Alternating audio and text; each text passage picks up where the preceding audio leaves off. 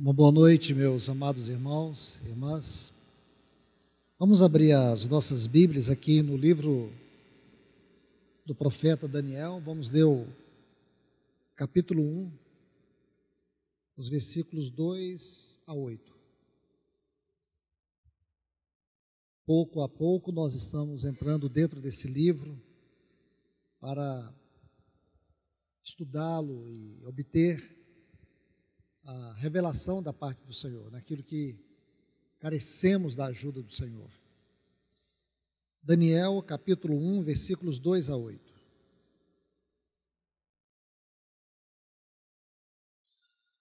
O Senhor lhe entregou nas mãos a Jeoaquim, rei de Judá, e alguns dos utensílios da casa de Deus. A estes levou-os para a terra de Sinar, para a casa do seu Deus, e os pôs na casa do tesouro do seu Deus. Disse o rei a Aspenaz, chefe dos seus eunucos, que trouxesse alguns dos filhos de Israel, tanto da linhagem real como dos nobres, jovens sem nenhum defeito, de boa aparência, instruídos em toda a sabedoria, doutos em ciência, versados no conhecimento, e que fossem competentes para assistirem no palácio do rei e lhes ensinasse a cultura e a língua dos caldeus. Determinou-lhes o rei a ração diária das finas iguarias da mesa real e do vinho que ele bebia, e que assim fossem mantidos por 3 anos, ao cabo dos quais assistiriam diante do rei. Entre eles se achavam dos filhos de Judá, Daniel, Ananias, Misael e Azarias. O chefe dos eunucos lhe pôs os nomes, ou outros nomes, a saber, a Daniel, o de Beltesazar, a Ananias, o de Sadraque, a Misael, o de Mesaque, e a Azarias, o de Abednego. Resolveu Daniel firmemente não contaminar-se com as finas iguarias do rei, nem com o vinho que ele bebia. Então pediu ao chefe dos eunucos que lhe permitisse não contaminar-se. Vamos orar. Querido Deus, amado Pai, no santo nome de Jesus, o teu amado Filho, nós estamos aqui reunidos clamando pela tua misericórdia, clamando pelo teu bendito e santo amor. Que o Senhor nos ajude, que o Senhor possa, de uma maneira muito especial, se revelar a nós. Que a leitura da tua palavra venha ser o alimento que nós sejamos alimentados nessa hora. O alimento no qual nós sejamos transformados, conformados mais a Cristo Jesus. Seja este alimento a vida que precisamos. Pai, nós te pedimos em nome de Jesus. Fale a cada um de nós. Em nome de Jesus. Amém. Meus amados irmãos e irmãs, aqui nós começamos a entrar dentro dessa história do cativeiro da Babilônia. É importante algumas informações muito necessárias, eu creio que essas informações, elas vão nos colocando dentro da realidade de todo esse contexto histórico, para que, a partir daí, nós tenhamos as revelações que precisamos para a nossa edificação. Alguns estudiosos, eles definem esse cativeiro em 4 fases, outros em 3 fases. Se você considera 4 fases, o que precisa se dizer que nesta primeira parte, nessa primeira fase do cativeiro, quando Nabucodonosor investe contra Judá e Benjamim, e ele faz isso trazendo toda a nação como um reino vassalo da Babilônia. Então, quando você estuda tanto o livro de Reis, Crônicas, Jeremias, onde se encontra essa história, você vai ver que nessa primeira parte embora alguns dos estudiosos não consideram essa sendo a primeira parte que envolve a história contextual do cativeiro, porém aqui eu estou colocando para que vocês tenham uma ideia global, ou uma ideia mais panorâmica. O que nós sabemos é que, a princípio, Nabucodonosor, quando ele investe contra a Babilônia, houve uma guerra entre a Babilônia e o Egito. As grandes potências daquela época eram Babilônia, Egito e a Síria. A Babilônia havia subjugado a Síria e agora, nesse tempo em que acontece essa história contra Judá, o Reino do Sul, a Babilônia, ela vence o Egito. O Egito cai diante da Babilônia e a Babilônia se consolida como o grande império mundial. E agora, quando Nabucodonosor ele vai contra a nação de Judá, o Reino do Sul, Jeoaquim se rende, Judá se torna um reino vassalo, mas logo a seguir, o que ocorre? Ocorre uma rebelião. Então, desde esse momento é que alguns historiadores, aí já divide todo este momento do cativeiro em 3 fases. A primeira fase ocorrendo no ano 606, você vai encontrar 605, 604, mas não se prenda de maneira dogmática a essas datas. Então agora, no ano 606, esta é uma data muito importante, porque aqui temos essa incursão de Nabucodonosor contra a nação de Judá. Então, nesta primeira fase, como eu disse, toda a nação não se rende completamente, logo se rebela. Aí, Nabucodonosor vem contra Judá, e logo a seguir tem uma segunda incursão, e nessa segunda incursão é que Daniel e os nobres de Jerusalém são levados para o cativeiro. E é justamente esse o ponto que nós estamos estudando. Agora, é importante todos nós sabermos que depois desta incursão, que inclui Daniel, seus companheiros, ou a classe nobre de Judá, houve mais 2 outras incursões. Então vamos a elas. Então, lembre-se, na primeira incursão, não há uma rendição total, mas logo Jeoaquim se rebela. Na segunda incursão, aí nós temos o cativeiro dos nobres. Depois, em 597, o rei Joaquim, filho de Jeoaquim, se torna um reino vassalo da Babilônia. Novamente, a Babilônia investe contra Judá. E agora o rei é Joaquim, reinou por 3 meses. E ele se rendeu, não houve nenhuma resistência. Isso está registrado, irmãos, em 2 Reis, capítulo 24. Aí tem uma última incursão, em 586, que seria a quarta. Aqui já é o rei Zedequias, que é a parte final do livro de Crônicas, a parte final do livro de Jeremias. Aqui a história é muito triste, porque Zedequias, ele vê seus filhos sendo mortos diante dele, seus olhos foram vazados, perfurados, e aqui a cidade é destruída, o templo é saqueado. Então foram todas essas incursões que a Babilônia fez contra Judá. E agora nós nos encontramos dentro do contexto que acabamos de ler. Nós vemos que quando a Babilônia leva os nobres para sua terra, quando Nabucodonosor, ele toma esses jovens nobres, possivelmente todos eles fizessem parte de uma linhagem real. O que nós sabemos é que o propósito da Babilônia era fazer com que esses nobres pudessem servir diante do próprio rei Nabucodonosor. Cada nação tinha uma forma de dominar. A Síria tinha a miscigenação, que era a mistura de povos. A Babilônia era um império mais polido, mais seletivo. Então, o que eles faziam? Eles selecionavam as pessoas, tomavam os nobres, usava a inteligência, a capacidade deles a favor do império. Então, aqui nós temos a história desses jovens. E aqui, irmãos, nós temos que ver alguns pontos importantes.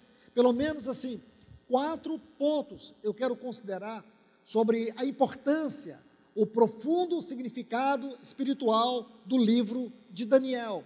Primeiro, Daniel é uma mensagem urgente, extremamente necessária para os dias que nós estamos vivendo. Esse é o primeiro ponto que eu quero considerar. O segundo ponto, este livro, ele contém uma mensagem que faz uma radiografia do nosso homem interior, em especial da nossa alma, dos nossos afetos, das nossas motivações.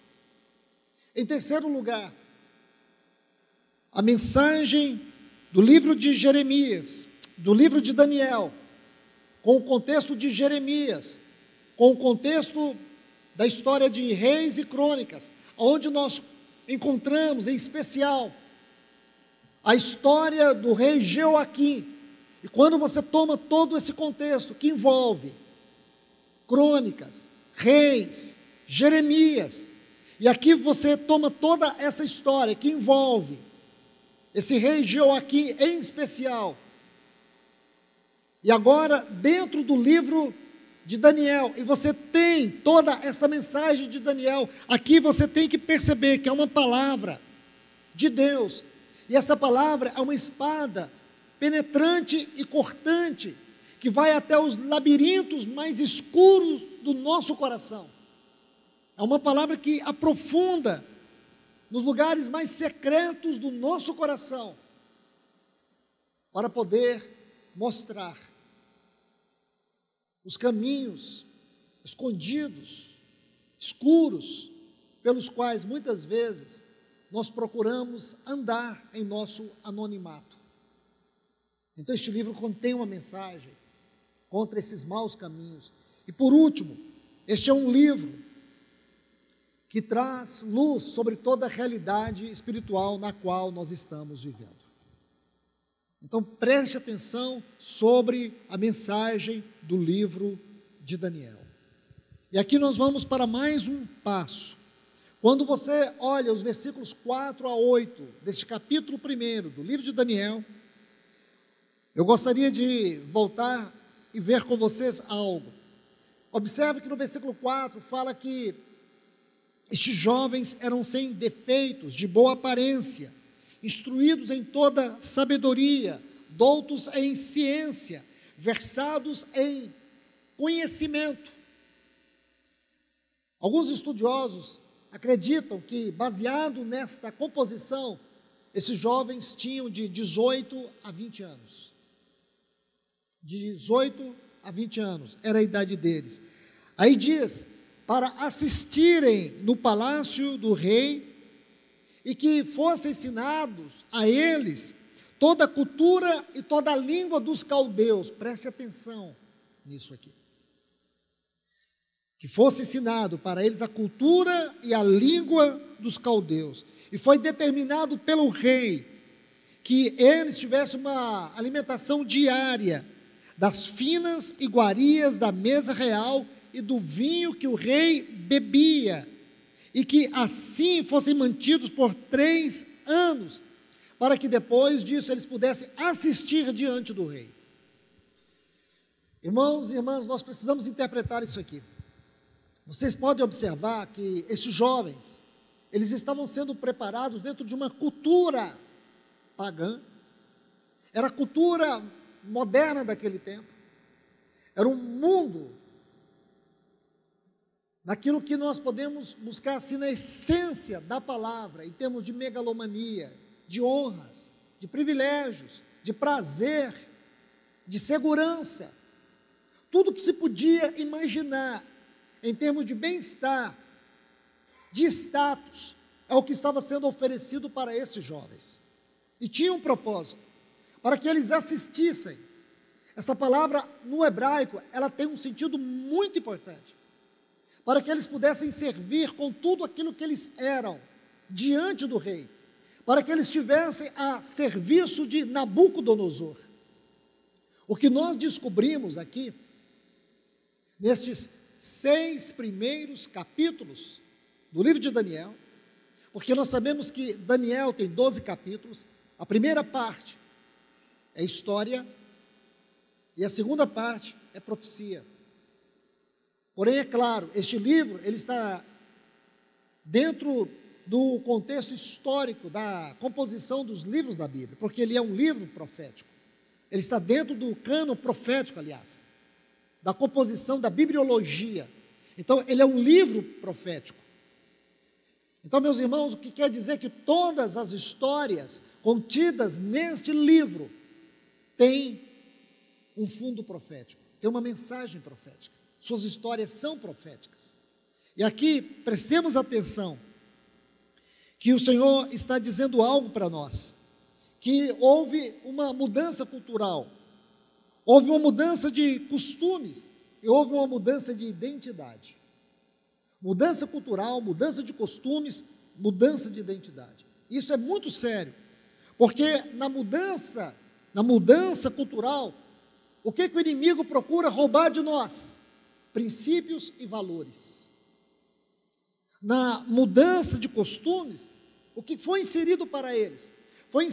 Foi proposto para eles, que eles iam comer das finas iguarias da mesa do rei. Os estudiosos nos informam que toda a comida que era oferecida na mesa de Nabucodonosor eram comidas que, primeiramente, eram sacrificadas a ídolos. Se nós cristãos temos como costume dar graças a Deus pelo pão de cada dia, essas comidas, essas finas iguarias da mesa de Nabucodonosor, elas eram oferecidas ao deus Marduk, o deus da Babilônia. Nesses 6 primeiros capítulos do livro de Daniel, Nabucodonosor nos é apresentado de uma maneira espiritual como sendo uma potestade. A Babilônia é uma figura do mundanismo e Nabucodonosor uma figura de uma potestade espiritual. Essas duas coisas caminham em harmonia para poder aprisionar o povo de Deus, o testemunho do Senhor. Então nós temos que prestar atenção aqui, muito cuidado, observe bem, porque agora nós vemos que eles tiveram uma mudança cultural, tiveram uma mudança de costumes, e comer daquele banquete tinha a ver com a participação indireta nos costumes religiosos e pagãos da Babilônia. E agora, por último, a mudança de identidade. A mudança de identidade, espiritualmente falando, tem a ver com o nosso chamamento, com a nossa vocação. Hoje, meus irmãos e irmãs, se nós permitirmos que o Espírito Santo traga discernimento ao nosso coração, nós vamos ver com toda a clareza, que o mundo hoje, o mundo no sentido espiritual da definição, o mundo como uma entidade espiritual, procura mudar os nossos valores, isto é, procura mudar os nossos princípios, procura mudar os nossos costumes e procura mudar a nossa identidade. Eu preciso dizer isso para vocês de uma maneira séria, honesta, porque a igreja do Senhor, ela está vivendo um grande conflito, uma crise de integridade. Essa crise de integridade tem a ver com a sua identidade, com a sua vocação, com o seu chamamento. E parece que ninguém importa. Porque hoje, a grande questão espiritual é que nós queremos buscar mensagens para entreter, mensagens que façam com que o povo goste. Nós não estamos pensando numa mensagem que cura, que liberta, que é luz, que é uma espada, que é uma espevitadeira, que corta, que tira de nós tudo aquilo que não agrada ao Senhor. A superficialidade é a grande marca da nossa geração de cristãos. A superficialidade. E eu tenho me assombrado na comunhão com algumas poucas pessoas que têm me questionado muito até o que nós temos pregado aqui. Tenho sim questionado a tônica, o ensino. Irmãos, eu não estou interessado em avaliação de ninguém. Eu estou, e eu creio que todos os homens que Deus tem chamado com essa consciência de que estamos vivendo a última hora, de que precisamos acordar, despertar a igreja com o evangelho vivo de Deus, que temos que ensinar a Bíblia sem rodeios, que temos que levar o povo de Deus a uma meditação profunda na sua palavra, que temos que chamar a igreja para uma devoção espiritual, a uma vida de oração, a uma vida de comunhão com Deus. Eu creio que todos estes homens, eles não estão atrás de avaliações, eles estão muito mais preocupados em estar envolvidos com aquilo que Deus está envolvido.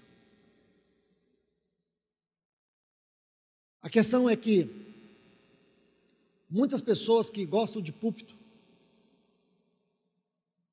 não conhecem a história da igreja, a história do povo de Deus, não conhecem a história dos livros sagrados. A primeira coisa que o Senhor tem nos mostrado aqui é a história do livro de Daniel. Nós não estamos aqui contando história para os irmãos que houve um cativeiro de 70 anos, que o testemunho de Deus em Jerusalém, que era representado pela cidade, pelo templo, que agora no momento que esse livro é lido, você precisa ter isso em consciência. Aquela cidade que representava o testemunho de Deus na terra, aquele templo que era o testemunho da presença de Deus na terra, estava em ruínas. Tudo que era consagrado a Deus ali, estava agora debaixo ou de escombros, ou no templo pagão do deus Marduk na Babilônia. Eu creio que é de extrema irresponsabilidade espiritual pregar a palavra de Deus floreando história, forçando a interpretação de textos. Nós precisamos mostrar a verdade, e essa é a verdade. Nós, a igreja do Senhor hoje, estamos vivendo o pior momento da história da humanidade, por um lado, mas por outro, nós estamos vivendo a maior expectativa que a igreja cristã já teve na terra, que é a volta do nosso Senhor Jesus Cristo. Eu creio que nenhuma geração de cristãos puderam ler a Bíblia, estudar e interpretar os textos, vivendo essa expectativa tão real, porque é um tempo de apostasia, de frieza, de degradação espiritual. Se o mundo vive a maior crise de degradação moral, a igreja está vivendo a maior crise de degradação espiritual. E aqui nós vemos essa mudança de identidade. Quando você estuda o nome de Daniel, Daniel significa Deus é o meu juiz. Então, na Babilônia ele era chamado de Beltesazar, príncipe de Bel, uma entidade espiritual da Babilônia. Tinha a ver com o paganismo. Ananias significa dom de Deus. Seu nome foi mudado para Sadraque, servo de Sim, que era o Deus da lua. Misael significa quem é como Deus. Quem é como Deus? É isso que significa Misael. Seu nome foi mudado para Mesaque. A raiz deste nome vem de Aku. Aku era um outro deus sumério, uma outra entidade, que também era considerado o deus da lua. Tinha a ver com a astrologia, porque a astrologia tem as suas raízes na Babilônia. E por último, Azarias, que significa a quem Deus ajuda, foi mudado para Abednego. Aqui significa servo de Nebo, que é uma outra entidade da Babilônia. Então vocês podem ver o que foi proposto para esses jovens, o que aconteceu com eles. Agora, o que nós vamos entendendo no decorrer das histórias é que não importava qual era a identidade que a Babilônia estava dando para aqueles jovens. A questão é que nós percebemos que nada, cultura, costumes, tudo isso que foi colocado sobre eles, não mudou a devoção, o amor, o compromisso, a identidade, a vocação celestial deles. Eu creio que é esse ponto que o Espírito Santo quer tratar comigo e com você. Nós não podemos ser moldados pelas circunstâncias. Nós não podemos ser moldados pelos padrões do mundo. Nós não podemos seguir a onda do mundo, a forma do mundo. É triste, irmãos. É desastroso você olhar e ver os irmãos sendo engolfados pelas garras do mundo, pelas garras do mundanismo. Isso é algo que nós precisamos ver hoje com muito cuidado. Eu quero ler alguns textos e depois quero avançar um pouco mais dentro deste tema. Permita-me ler alguns textos com vocês. O primeiro está em Efésios capítulo 4, versículo 1.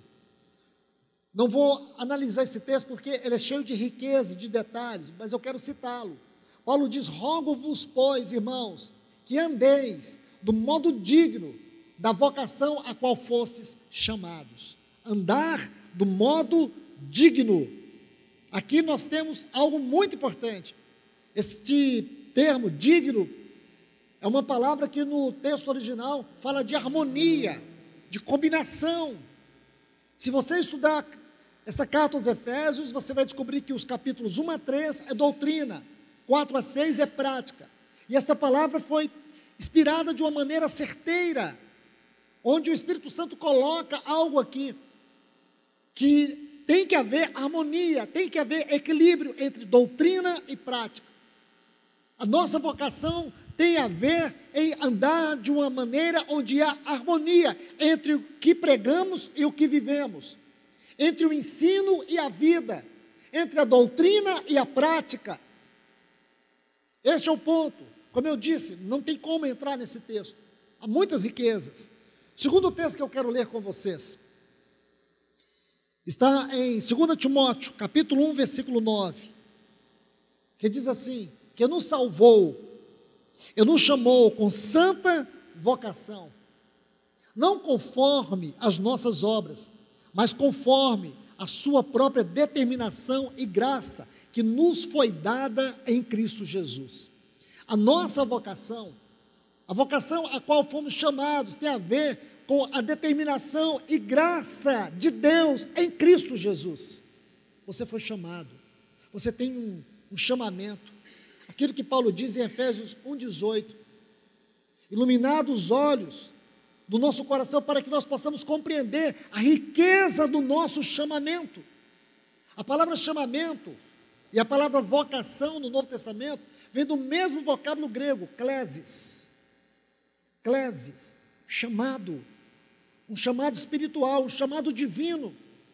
Esse chamado não é só um chamado à conversão, é o chamado da graça, é a determinação da graça, é o chamado para que nós venhamos sair dos velhos padrões do mundo, do estado de morte espiritual, do estado de condenados, do estado dos destinados ao inferno, para o reino do Filho, aonde nós tivemos uma mudança de destino, de caráter, de posição. Esse é o chamamento. E nós temos que andar em conformidade com esse chamamento. Não andar em conformidade com esse chamamento é mundanismo, é religiosidade, é espiritualismo. Hebreus capítulo 3, versículo 1. O escritor dessa epístola fala dos santos irmãos que participais da vocação celestial. Vocação celestial. Nós temos uma identidade. Nós temos uma identidade que tem que estar em conformidade com essa vocação celestial. O nosso padrão tem que ser celestial. E este tem sido um ponto nevrálgico para muitos irmãos, porque para eles o padrão celestial é quando eles estão em alguma meditação cristã, espiritual, quando eles estão em alguma reunião espiritual, quando eles estão lendo um livro cristão. Para eles, o padrão se limita a isso. Não é verdade, irmãos. O padrão celestial, a vocação celestial na qual nós estamos envolvidos tem a ver com a nossa identidade, tem a ver com a nossa vida, em tudo que somos e fazemos. Como homens, mulheres, cidadãos, esposo, esposa, seja onde for. Paulo, ele escancara isso para nós. Quando ele diz em 2 Coríntios que nós somos uma carta lida. Os irmãos esquecem disso. Nós somos uma carta lida. E não tem outro caminho. Ou nós somos uma carta onde a história do Calvário, onde as virtudes de Cristo estão se conformando a nós, ou na verdade nós somos um rascunho diabólico, que causa náusea, ou uma vida abominável diante de Deus. Isso precisa nos confrontar, irmãos. Isso tem que nos confrontar. Alguém pode dizer, mas irmão, isso é muito duro. Isso não é duro, a verdade não é dura, a verdade é que salva. É a verdade que liberta, é a verdade que transforma. Agora, se vocês ficarem enchendo o ouvido de vocês o dia todo, no Instagram, no Facebook, no YouTube, ouvindo coaches dizendo, você é o melhor de Deus. O melhor de Deus é Cristo, irmãos. O melhor de Deus é Cristo, não sou eu, não é você. Você é o centro, nós não somos centro de nada, irmãos. O centro é Cristo. Então a gente tem que parar com esse evangelicalismo. Isso não é bíblico. Você é tudo que Deus tem. Não é verdade. Nós não somos o tudo de Deus. O tudo de Deus é Cristo. Nós só podemos ter um caminho aberto para nós, diante do trono de Deus, porque Cristo veio, tomou o nosso lugar de condenados, de culpados, lá na cruz do Calvário. Ele era o santo, eu era o pecador. Ele era o justo, eu o condenado. Eu tinha que ir para o inferno, mas ele foi no inferno, no meu lugar. Ele levou a culpa no meu lugar, no teu lugar, no nosso lugar. Ele morreu as minhas misérias, as minhas culpas, porque ele era o inculpável, eu era o culpado. Ele é o santo de Deus. Eu nasci em iniquidade. Eu fui formado em pecado. Ele foi gerado santo pelo Espírito Santo no ventre de Maria. Aí você tem que entender. Então, esse é o Evangelho. E se vocês, irmãos, falam aqui porque há pessoas em muitos lugares me ouvindo nessa hora. É importante vocês saberem. Procure afinar os seus ouvidos com a palavra de Deus e não com o evangelho degradado. O evangelho onde Cristo é o centro. O evangelho que é Cristo, não o evangelho antropocêntrico. E hoje, irmãos, o evangelho antropocêntrico é o evangelho mais pregado no mundo. É o evangelho mais aceito. Esse evangelho não tira ninguém do inferno.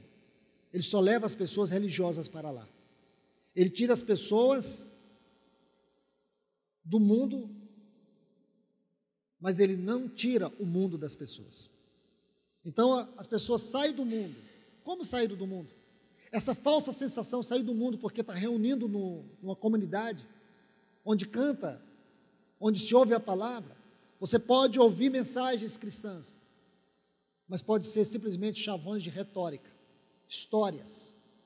O Evangelho é aquilo que Jesus pregou nos capítulos 5 a 7 de Mateus, e quando ele terminou de pregar, as pessoas sentiram-se perfuradas. Quando Pedro pregou em Atos 2, quando ele terminou de pregar, diz que as pessoas, está assim, compungiu-se-lhes, seus corações. Essa frase, compungiu-se-lhes, é um termo muito forte. O sentido é perfurados. O Evangelho, ele nos perfura. Procure disciplinar o seu coração ao Evangelho de Deus. Pode ser amargo, mas é Ele que vai trazer para você a vida eterna. É Ele que vai salvar a sua alma. É Ele que vai te evitar amanhã de pecar. É Ele que vai iluminar o seu caminho para que você não ande em trevas. É Ele que será a tua salvação, a salvação da tua alma. Então nós temos que entender isso, irmãos. E aqui nós vemos algo muito sério, a nossa vocação celestial. Então, quando Nabucodonosor, ele propôs a mudança de identidade, isso é algo que tem que falar ao nosso coração. Porque quando o inimigo procura mudar a nossa identidade, a salvação perde a espiritualidade e ela se torna religiosidade. Guarde isso. Quando o inimigo trabalha a igreja e, primeiro, ele destrói a igreja, o seu caráter de organismo vivo e torna como uma organização.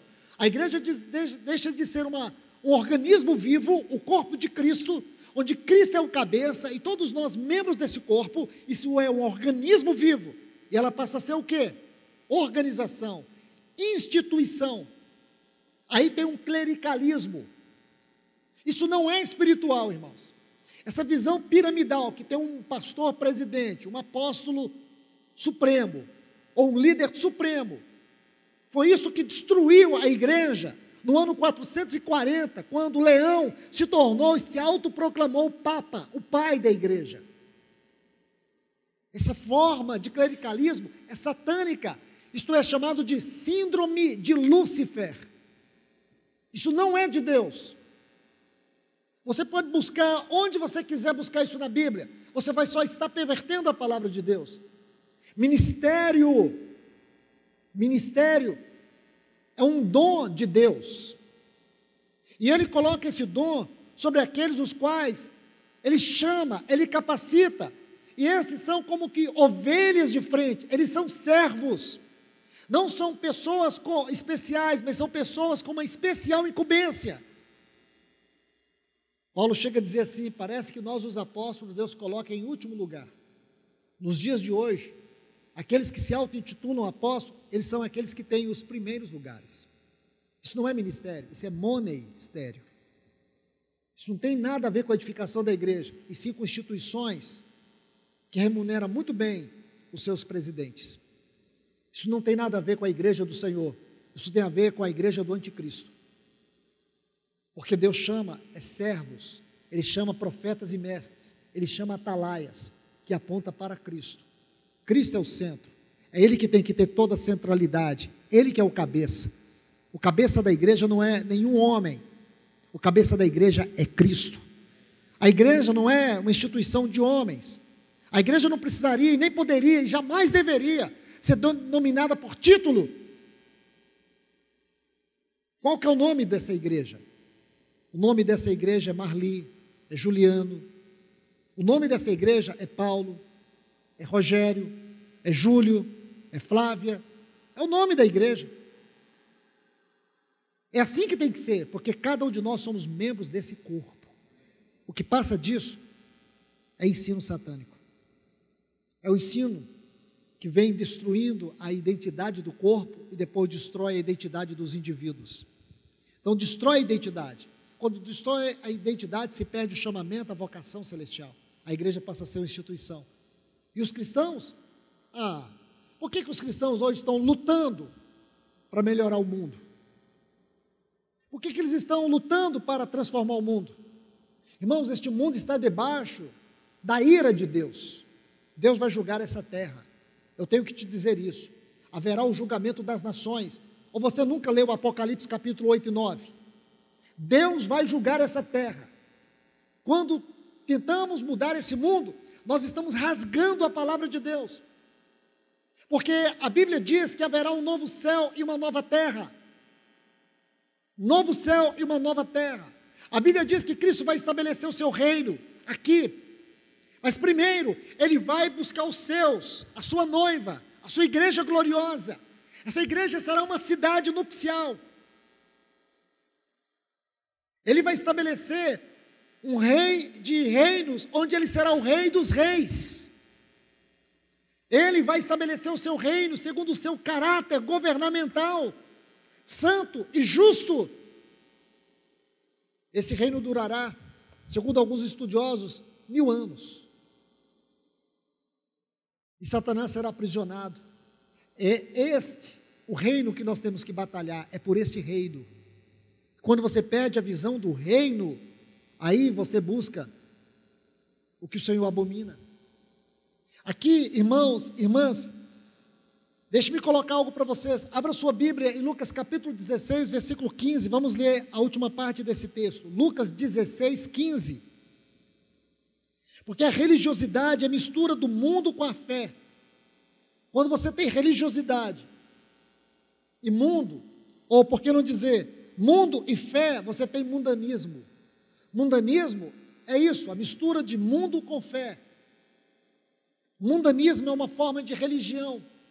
E é o mundanismo uma das partes da plataforma do governo do anticristo. Deixe-me dizer isso mais uma vez.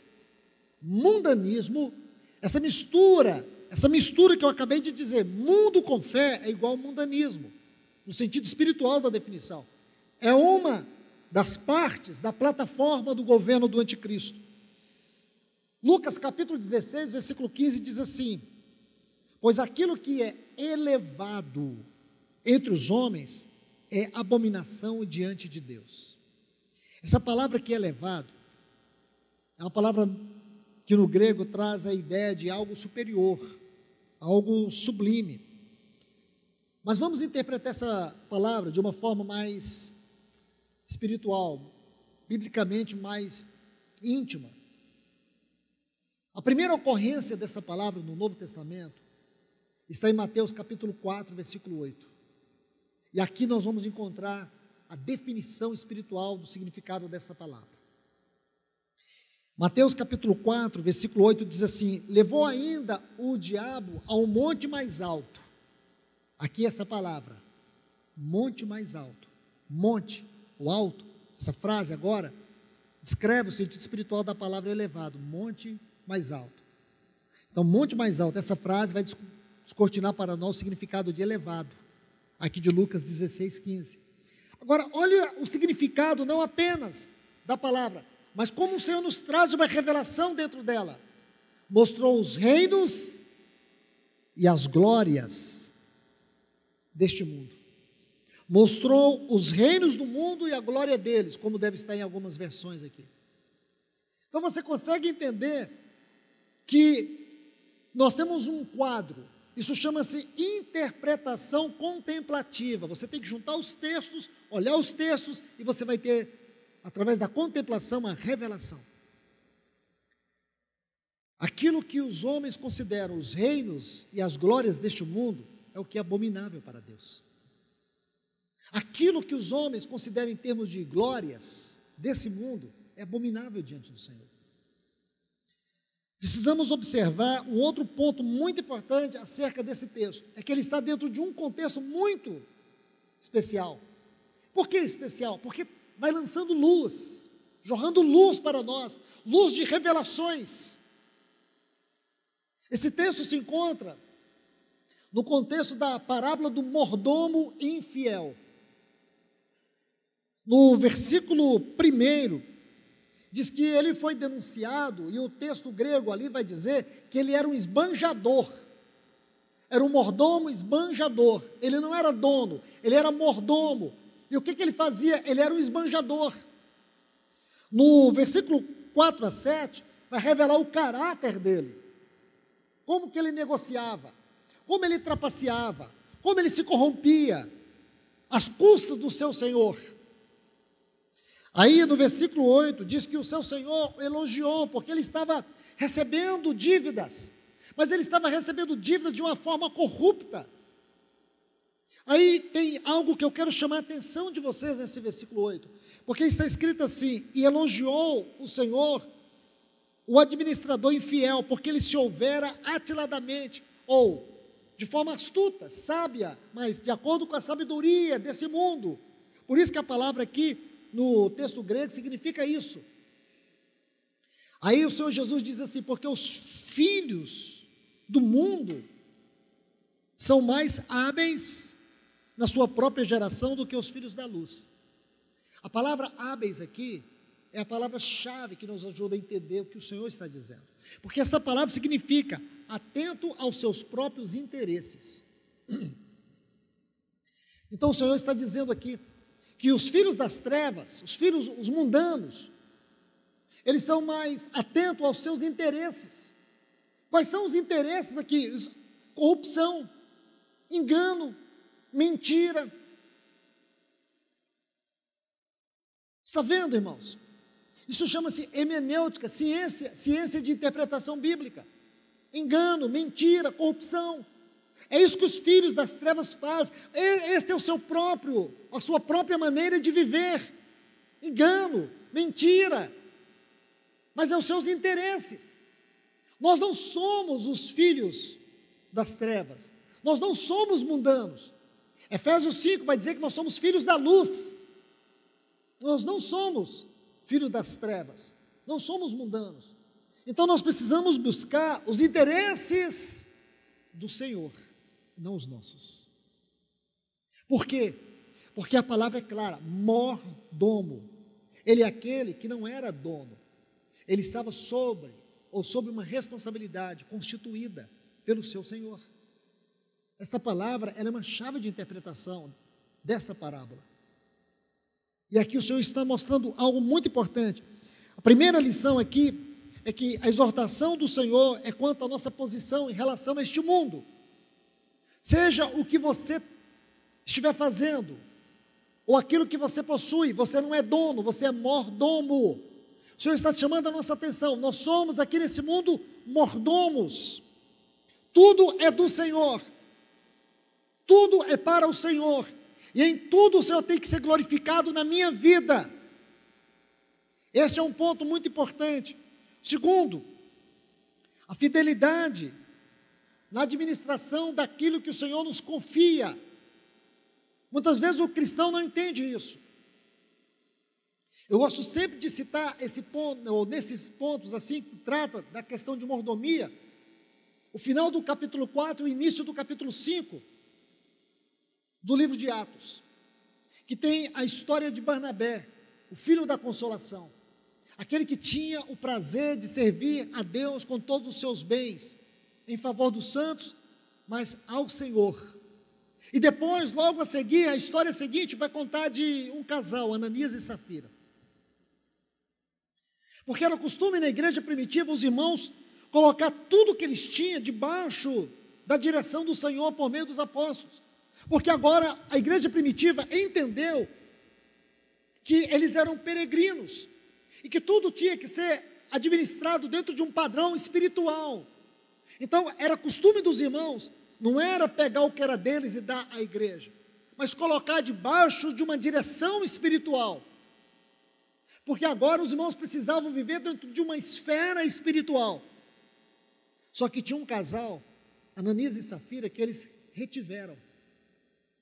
Eles colocaram tudo aos pés do Senhor, porém retiveram uma parte. E a Bíblia diz que por conta daquele caráter enganoso, de desconfiança até do Senhor, há muitas lições aqui para se aprender com Ananias e Safira e também com Barnabé.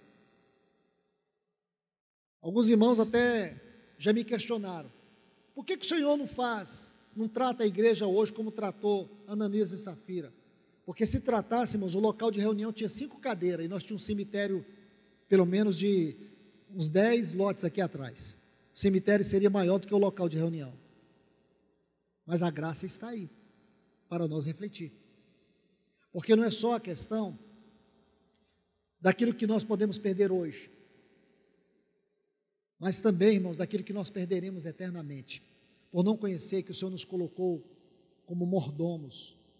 E nós precisamos honrar o Senhor em tudo que somos, em tudo que fazemos, em tudo que temos. Esse é o ponto que nós vamos aprender aqui nessa parábola. Isso nos guarda do mundanismo, isso nos guarda de viver uma vida hedonista, isso nos guarda de viver uma vida desequilibrada espiritualmente, de não honrar o Senhor. Queremos orar ao Senhor sobre nossa vida material, mas não somos capazes de consagrar a Ele tudo.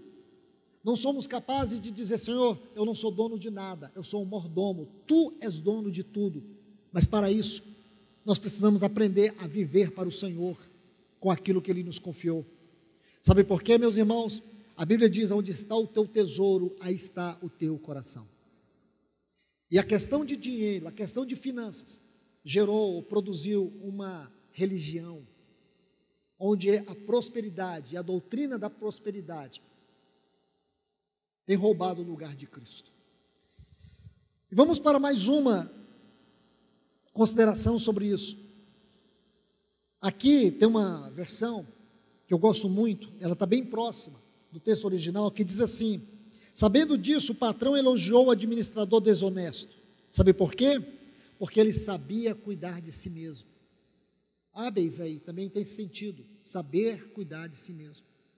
De forma errada, em trevas, mentindo, enganando, mas essa era a maneira, ele sabia se proteger. A sua maneira ardilosa, astuta, era o seu modo de vida. Só que o nosso modo de vida é celestial. A nossa identidade é celestial.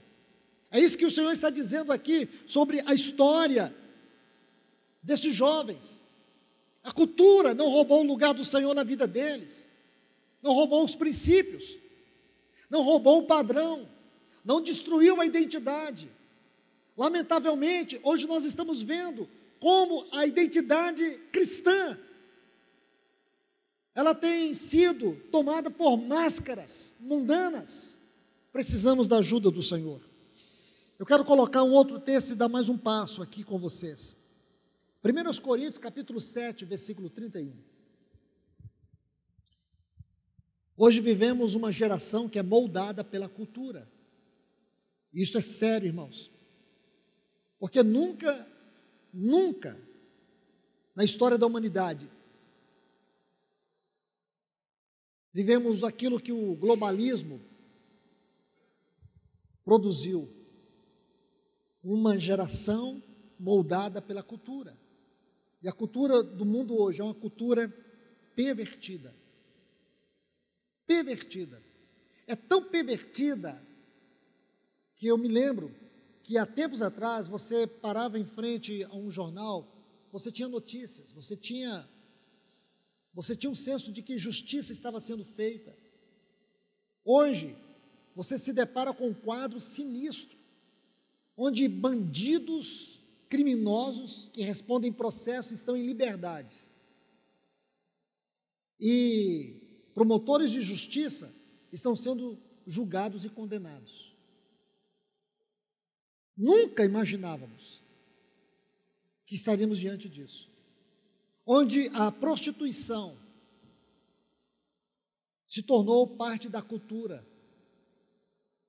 Onde aquilo que era hediondo, absurdo, hoje é naturalmente aceito por aqueles que se dizem os intelectuais do nosso país. Que vergonha, que tragédia, que absurdo. Porém, irmãos, é isso que nós estamos vendo, é isso que veremos. Mas eu encorajo os irmãos a olharem para Cristo, para a sua obra, para o seu supremo propósito, porque o nosso Senhor, Ele virá, e Ele tem um povo zeloso, especial, de boas obras, e esse povo especial, zeloso, de boas obras, é o que Ele virá buscar. Vamos ler esse texto, 1 Coríntios capítulo 7, versículo 31, está assim: e os que se utilizam, essa palavra aqui é aproveitar, usar, servir, aqueles que aproveitam, aqueles que servem, ou usam do mundo, como se dele não usasse. Aqui o sentido é, não usar de forma excessivamente, é o uso excessivo, é ser esgotado, é ser consumido. Então ele está dizendo, nós que usamos, que estamos neste mundo, nós não podemos ser consumidos, não podemos ser esgotados pelo mundo. Aí ele diz, porque a aparência, a palavra aqui no texto grego é esquema, o esquema, porque o mundo é um esquema maligno, o mundo no sentido espiritual da definição é um esquema maligno. Quando Paulo escreve Efésios 6,12, ele fala sobre os dominadores deste mundo tenebroso. A palavra no texto grego é cosmokratos, de onde vem cracia. É como se Paulo estivesse dizendo que em todas as esferas de ordem governamental, existem demônios malignos que pervertem a justiça, a moral, a dignidade, a integridade e promovem a corrupção. Desde que eu me entendo por gente, saúde, segurança e educação são os temas dos grandes debates políticos. E o que foi feito em termos de saúde, educação e segurança? Então, irmãos, não confie, não confie, não acredite. O Senhor está dizendo muito claro, o esquema, tudo aquilo que afeta o sentido, os afetos, o comportamento, é esta palavra que Paulo usa aqui, o esquema que afeta o nosso comportamento e os nossos afetos. Ele está dizendo porque a aparência, o esquema, aí ele diz assim, deste mundo passa. A palavra passa aqui, infelizmente, ela foi mal traduzida, porque o sentido aqui corrompe. Tudo aquilo no mundo que engloba todas as coisas, que afeta as nossas emoções, corrompe. Porque o mundo é uma entidade espiritual. E os cristãos não estão prestando atenção nisso. Por isso que nossa posição de mordomo é uma proteção para a nossa vida, irmãos. Ser mordomos de Deus é uma proteção para a nossa vida neste mundo, porque nós vamos viver neste mundo, mas o mundo não vai viver em nós. E este é o ensino. Você vai ver que quando nós nos convertemos, a nossa grande preocupação é vencer o pecado e saber lidar com o mundo. Mas existe algo que nós precisamos entender, que a contaminação do pecado é uma contaminação repulsiva, é uma contaminação feroz, é uma contaminação rude. Agora, a contaminação do mundo é uma contaminação polida, é uma contaminação refinada. A contaminação do mundo parece muito bem à vista humana. As pessoas não se incomodam com a contaminação do mundo, mas elas se incomodam com a contaminação do pecado. E aqui nós precisamos perceber, quando o pecado contamina o homem, o pecado macula, o pecado suja a nossa integridade, a nossa moral. Agora, quando o mundo nos contamina, ele nos usurpa, ele rouba de nós a presença de Deus. Quando o pecado nos atinge, o pecado fere em nós o testemunho de Deus. Mas quando o mundo usurpa o nosso coração, ele nos rouba da presença de Deus. Vamos mais ainda entender aqui, porque Satanás, ele vai usar o pecado para nos contaminar. E quando Satanás usa o pecado para nos contaminar, ele procura nos corromper. Porém, quando Satanás usa o mundo, ele usa o mundo para nos ganhar para si. Compreende isso? A contaminação do pecado é a contaminação do mundo. Aí Satanás vai usar o mundo para nos ganhar para si. Então o modo de Satanás ganhar o homem por meio do mundo é afastá-lo da presença de Deus. E digo para vocês, A grande dificuldade que muitos cristãos têm na reunião da igreja é porque, de alguma maneira, o mundo está ganhando lugar, está tendo terreno no coração deles. Isso é sério, irmãos. Isso é muito sério. Eu vou usar um exemplo aqui, que Paulo fala de Demas, em 2 Timóteo, capítulo 4, versículo 10, e quero analisar esse texto com vocês. Porque Paulo diz assim, porque Demas, tendo amado. Quando você pega um lexo grego e vai estudar essa palavra amado, você vai descobrir que essa palavra é agapau. O que dentro da literatura grega não faz sentido aqui.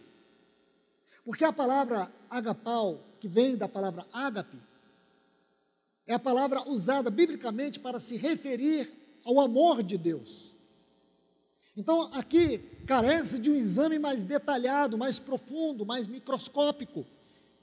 Quando você busca esta palavra amado aqui, a raiz desta palavra, ela vem de uma palavra hebraica, e esta palavra é Hagabe. E a palavra Hagabe, que faz, ou que é a raiz da transliteração para a palavra agapau, aqui, fala de um amor excessivo, desordenado. Um amor excessivo, desordenado. Então Paulo está dizendo, Demas amou o mundo de uma maneira excessiva, por isso ele me abandonou. Mas o que foi que Demas abandonou e o que foi que ele amou? Demas abandonou a comunhão. Demas abandonou o companheirismo. Demas, ele perdeu, ou se perdeu no mundo, inevitavelmente ele perdeu a espiritualidade. Então, quando você vê as pessoas perdendo o prazer da comunhão, do companheirismo, é porque, de alguma maneira, o mundo está roubando seus afetos. Aí os afetos ficam transtornados. Isso é muito triste, irmãos. Aqui há algo que nós precisamos atentar, algo que nós precisamos olhar. E é isso que eu disse no início sobre a crise de integridade. Uma crise que atinge a nossa família, atinge todas as instituições públicas, atinge toda a esfera de governo, de política, e atinge a igreja também. E era isso que estava sendo proposto ali para aqueles jovens, que eles tivessem as suas integridades maculadas pelo poder sedutor da Babilônia. E aqui tem uma crise de integridade. E essa crise de integridade, ela afeta as questões cruciais da nossa espiritualidade. Não é apenas o nosso comportamento moral, mas é a perda de critérios morais. E aí o mundo entra, corrompe, destrói, e quando você vê, a igreja perdeu a presença de Deus. Este é um assunto muito importante, irmãos, mas eu quero concluir rapidamente. E numa outra oportunidade nós vamos voltar sobre esses mesmos pontos que nós estamos considerando hoje. Essa mensagem do livro de Daniel é muito importante para confrontar isso. Como eu disse, é uma mensagem que penetra nos labirintos mais escuros do nosso coração, que investiga a nossa espiritualidade. Essa é uma mensagem muito séria, porque no tempo que aqueles jovens viveram, a verdade estava sendo questionada, os valores morais estavam sendo escarnecidos, e a espiritualidade havia perdido a sua integridade. Foi isso que nós estudamos sobre a vida de Joaquim. Foi o que Jeremias confrontou. Foi a causa do cativeiro. Qual foi a causa do cativeiro? Está aqui. A verdade estava sendo questionada. Você lembra que Josias, quando ele encontrou a palavra, quando a palavra foi lida para Joaquim, o que ele fez? Ou para Josias, o que ele fez? Ele rasgou suas vestes. Porém, quando a palavra foi lida para o seu filho, o Joaquim, o que ele fez? Ele queimou. Porque não interessava mais a verdade. Então aqui está algo muito sério, a verdade questionada. Segundo, valores morais sendo escarnecidos. E por último, a espiritualidade perdendo a sua integridade. Nós temos que olhar para isso com muita seriedade, irmãos, porque é o que Satanás está fazendo nos nossos dias. É o que Satanás está procurando fazer dentro da igreja, no meio dos irmãos, no meio da comunhão, pervertendo o evangelho. E aqui me faz olhar para este livro com muita reverência. Por quê? Porque Daniel, como livro histórico e profético, ele nos mostra o passado, ele interpreta o presente e ele desvenda o futuro. Vou repetir, a importância desse livro no seu aspecto histórico e profético é porque ele nos mostra o passado, ele interpreta o presente, ele desvenda o futuro. E quando você olha para o futuro, lá no capítulo 7, versículo 18, vai nos dizer que os santos do Altíssimo receberão o reino e possuirão para todo sempre, de eternidade em eternidade. É isso que esse livro vai mostrar, que os santos vencerão eternamente. Versículo 22, vai dizer que eles vão sofrer perseguições, vão sofrer oposições, mas veio o ancião de dias e fez justiça a todos os santos do Altíssimo. E diz, chegará o tempo em que os santos possuirão o reino. Ainda no capítulo 7, versículo 27, diz que o reino e a majestade e o domínio dos reinos debaixo de todos os céus serão dados ao povo dos santos do Altíssimo. E diz, e o seu reino será reino eterno. Todos os domínios o servirão e lhe obedecerão. Essa é a interpretação do futuro. Então, olhando para esse futuro, irmãos, vendo o passado, interpretando o presente, a igreja precisa cair de joelhos em oração e dizer, Senhor, socorre-nos. Porque se alguém tiver o atrevimento de levantar e dizer, nós estamos experimentando um grande avivamento, olha que movimentos estão acontecendo no mundo espiritual, eu digo, é mentiroso, é um pazur. Sabe quem é pazur? Aquele grande líder religioso no tempo de Jeremias, que ficava mentindo para o povo, dizendo, não se preocupe, enquanto o templo estiver de pé, essa cidade estiver aqui, ninguém poderá nos destruir. Sabe como que Jeremias interpretou pazur? Terror cercado por todos os lados. E diz, você não se chamará mais pazur, mas terror cercado por todos os lados. Eu quero dizer para vocês, meus irmãos, o grande privilégio de servir a Deus e de amar o Senhor é você saber que Ele é invencível e que Ele está nos dando agora a oportunidade de olhar o passado, Ele está nos ajudando a interpretar o presente, está nos mostrando como será o futuro. E eu acredito piamente, firmemente em meu coração, que todos aqueles que se permitirem ser abraçados por essa palavra serão guardados, serão protegidos, serão abençoados, serão fortalecidos, serão confortados, e um dia eles poderão reinar com o nosso Senhor Jesus Cristo. Que Deus nos abençoe.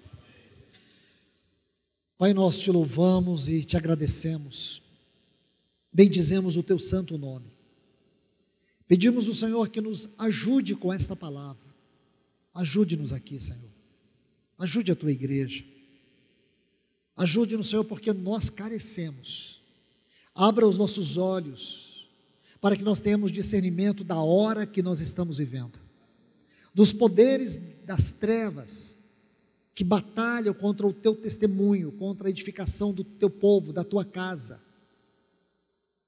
Senhor, ajuda-nos a interpretar pela tua palavra os dias que nós estamos vivendo. Dá-nos luz da tua palavra, nos tira de todas as garras do poder sedutor deste mundo, aquilo que o Senhor considera como abominável, e muitas vezes nós estamos amando, estamos participando, estamos vivendo. Senhor, nos tira esse coração enganoso, infiel, e dá-nos um coração de mordomos espirituais, de servos fiéis. Te pedimos, Pai, em nome de Jesus. Amém. Meus amados irmãos, perdoe-me pelo horário,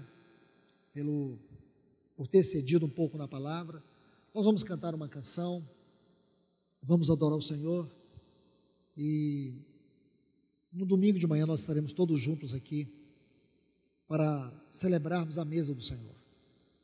Que o Senhor possa nos conduzir em todas as coisas e na sua palavra. Que Deus abençoe a todos.